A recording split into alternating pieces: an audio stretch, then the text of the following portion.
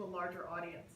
As a professional historian, I have my academic books that are read by academics, a few students, my family reads them, and that's a very limited audience. Over the past few years, I've really tried to think about various ways and various platforms in which to engage these issues, and I find social media a really effective tool to do that, as well as some other ways. So some of the things that I think are important to frame in this conversation. The first one is this idea that equality is not allowed to work. And that is, I think, a central feature of the United States when we look at African American history. This is a very brief timeline of the 19th century in the US, where we see in a very short period of time incredible progress with the end of slavery, the start of a project we call Reconstruction, in which there are these initiatives to bring African Americans to full citizenship, and then immediate responses on the part of the Supreme Court and on the local level in states to undermine that power. And so in many ways, one of the conversations we have in the US is, why did this not work? Why did school integration fail? Why were we unable to create a critical voting mass among African Americans? Why do we still struggle with poverty? And one of the ways that I think this is allowed to happen is that equality is not allowed to work. That the reason why there was such a negative response to attempts to transition African Americans from the state of slavery to freedom was that it was actually working, that it was achieving its goals, and the backlash was too strong. In the US, we are engaged in a conversation about what does it mean to go from the presidency of Barack Obama to the current administration. What does this say about the nature of the United States? And I think that the way that we can understand it is that our history is about action and reaction. And we're constantly trying to understand the push and pull of what we perceive as change and progress. And so if we look at the very moment where African Americans are granted the right of citizenship, at the end of the Civil War, we start to see the ways that our Constitution is amended and our courts are complicit in removing citizenship rights from people who are now citizens. And it helps us understand that we can never take for granted the fact that some change has happened. The question is, how do our institutions either support that change or undermine that change? And so for us in the United States, I think that the rootedness of our problems are in the original sin of slavery and the fact that we had never created a real vehicle to correct the sins of slavery. And so without a full accounting of slavery's impact on the nation and shaping it and undermining its abilities to live up to its principles, we find ourselves constantly in the same cycle of not understanding why we aren't further along in terms of race relations. I work at Georgetown University, which is a Catholic Jesuit university in Washington, D.C. Georgetown was in the news in 2015 because we convened a working group on slavery, memory, and reconciliation. And in that process, we were tasked to think about ways that we could commemorate the fact that the university's future was in the hands of two leaders in 1838 who made the decision to sell 272 men, women, and children onto plantations in Louisiana in order to reconcile the financial future of the university. Many colleges and universities in the United States owe their structures and their stature to the institution of slavery. That is not unusual. Very few universities actually want to talk about it. This is what makes it different. And in the process of working on a report to think about how the university could integrate this history, we had an opportunity to meet and connect with the descendants of that sale in 1838. So the critical mass of slaves that were sold in 1838 all ended up in the same town in Louisiana, Merriwin, Louisiana. How many people have been to Louisiana? Excellent. It is between New Orleans and Baton Rouge, and a community formed out of this moment in history. And as a result, as an institution, we are now confronted with the legacy and the consequences of that choice in a very public way. It's often in the New York Times, and people report about it, and there's a lot of stories that are generated. But one of the things that becomes clearer and clearer as we engage in this work is that you can never fully reconcile for such an atrocity as slavery. And as we think about different ways to make amends, to reconcile the past, the centrality of slavery to the building of the United States becomes clearer and clearer in the context in which we work and we study. So in many ways, what we find in the US is that equality is not allowed to work. One of the key strategies for growing the strength of white supremacy is that these ideas of competition, zero-sum game, race to the bottom, are often perpetuated among marginalized communities. These three cartoons capture the ways in which Irish immigrants to the United States in the 19th century were often compared to African Americans in suggesting that they were unfit for citizenship or they were unable to carry themselves in ways that could bring them into the fold of the American ideals, right? Now, we know that slowly but surely, Irish Americans were able to have their vote respected and consolidate enough power that the racialization of the Irish decreased.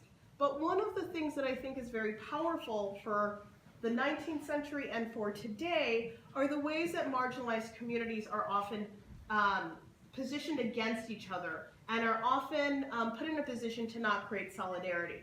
And so in the US right now, there is a conversation about how the African American community engages with immigrant communities in terms of seeking resources, in terms of jobs, access to education. And one of the key strategies of people who want to entrench a white supremacist agenda in the United States is to suggest that African Americans should have hostile feelings towards immigrants of color, and that immigrants of color should try to prove their worthiness for citizenship by developing an anti-Black stance. And this is something that has been an effective tool in keeping groups from not only joining together, but pooling their collective political will. If we look at different groups in the United States, we see very similar patterns.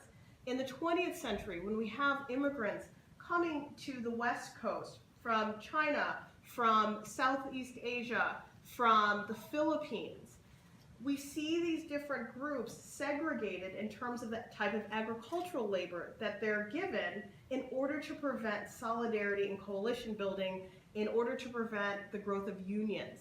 And so we see this as a distinct feature of the multiracial and multicultural nature of the United States. You have a lot of diversity in the population, but there are various political strategies to keep these populations as separate as possible. And the ways that competition for market resources is used to do this becomes shockingly effective. And you can see this with different groups throughout time. So competitors are often created. Domestic terrorism is protected.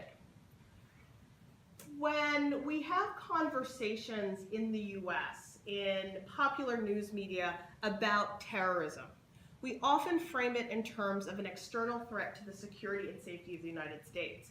But we often forget to include the incredibly robust history of domestic terrorism, particularly in the form of the Ku Klux Klan in the Deep South and throughout the country, as a mechanism for domestic terrorism that is also protected by law enforcement and the US government.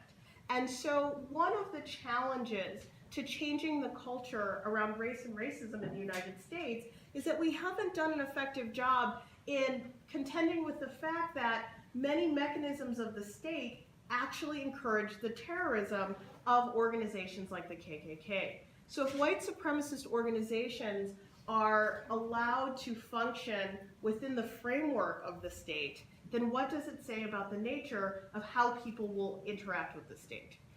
The past few years, since the uprising in Ferguson, Missouri in 2014, we've been engaged in a lot of conversation about community and police relations. And I know these conversations are not exclusive to the US. What does it mean for communities of color to engage with police, right? But one of the reasons why this conversation often feels insufficient is that we lose sight of the way that local police departments were often sharing members, or if not protection, of organizations like the KKK. And so when we acknowledge that history and we understand that resistance to the police or police conflict is not just about a present-day struggle, but is a generational struggle, I think it helps us think about different strategies of policing and of wondering why communities struggle with police authority. And so I think that history brings this component to us so that we move out of saying, well, people should just have respect for authority, but to think broadly about the abuses of authority that have passed down within families and communities for generations. So in many ways, looking at the way that domestic terrorism has been protected helps us understand why some communities are skeptical of law enforcement and other mechanisms of the state. One of the strategies of maintaining a racist and a white supremacist movement is talking about concern for the children, right? Narratives about protecting children in the United States are often tied to attempts to reduce efforts to integrate, to keep people from moving into neighborhoods, from allowing equality to actually work. There was a desire to protect children in childhood. And for those of you who are very familiar with US history, you have seen the video, I'm dating myself, I guess the film representations in either dramatic or documentary film of the integration of schools in the 1950s. And you see these massive crowds in front of public school buildings, intimidating black children from entering. Well, the basis of all of this was this idea that white parents were merely protecting their children. And narratives of protecting children are often seen as innocuous and benign, and they also give women an opportunity to participate in some of these activities that are structured around white supremacy. So when we look at, for instance, the 1957 Little Rock, Arkansas crisis, where the National Guard has to be brought in to bring 9 children into a high school, the group that starts this is the Mothers Association of the school. They were just being good mothers by keeping African American children away from their children. And so one of the ways that extremism can be passively brought into any cultural context is to say, well, our children need to be protected from the negative influence of these outsider children. Or what are our children going to learn in their schools if these children are accommodated through language or through cultural relevance, right? So we have this way that children become the vehicle for a lot of incredibly racist, if not antisocial thoughts by saying it's protectionism. And so this is another strategy that I think has become very effective in normalizing extremism. Migration is both forced and limited. And the example, the best example from African American history is a period of time that I study called the Great Migration. And it's this period between 1917 and 1970 where millions of African Americans are leaving the Deep South to flee racial violence, to look for better economic opportunities, to try to experience the social equality that they're not finding in the South.